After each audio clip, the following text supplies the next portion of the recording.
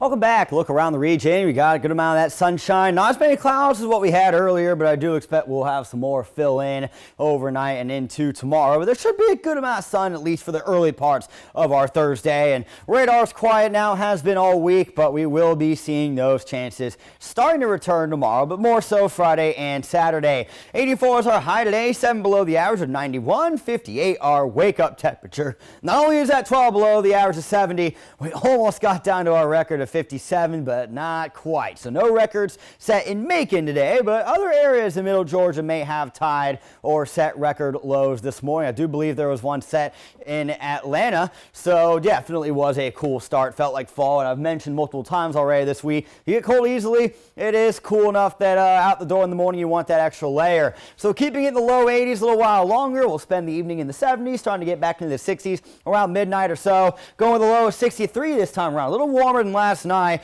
as there will be some clouds and dew points to start to climb a little bit, so we are going to get a little more mugginess going, but it shouldn't be overly noticeable tonight. But there is a bit of a jump in our lows, obviously, as we were around 60 degrees or upper 50s, and now you're seeing a lot of mid, even some upper 60s heading into the start of your Thursday. So as for tomorrow, we do expect there to be partly sunny skies overall. There will be a couple of spotty shower or maybe a thunderstorm chance throughout the afternoon into the evening, but there will be better odds for rain overnight, especially leading into Friday morning. Thinking that our western counties could get a nice wake up with some rain to start our Friday off, and then there'll be some off and on showers and storms as you go through the afternoon and into the evening. Our overnight rain chances Friday into Saturday higher than the afternoon, and then we could see some really good chances as well Saturday afternoon and evening. Notice this low pressure that's headed our direction heading into the weekend, and that's going to be bringing a number of rain chances all weekend long, but especially Friday and Saturday. So here's a closer look.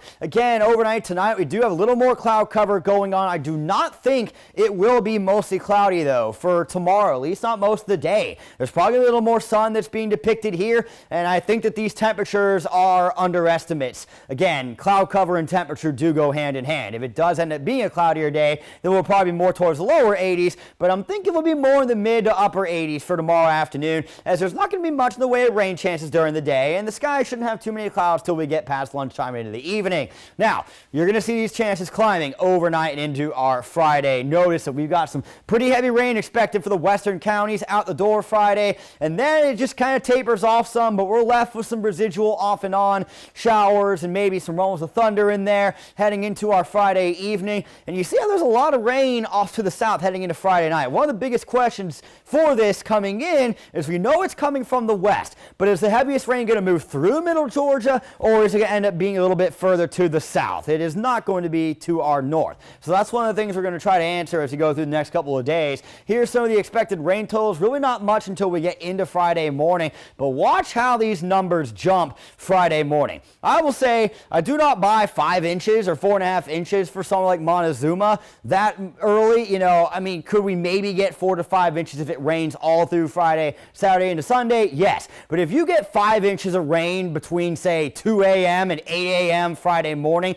that is full-blown flash flooding. I don't see that happening, but again, there is definitely some decent rain that we could see with this system as we head into the weekend. So 85 for tomorrow's high, thinking a lot of mid, possibly upper 80s, which leads you to think, hey, it'll be more partly cloudy versus mostly cloudy tomorrow. Your extended forecast is coming up in 10 seconds.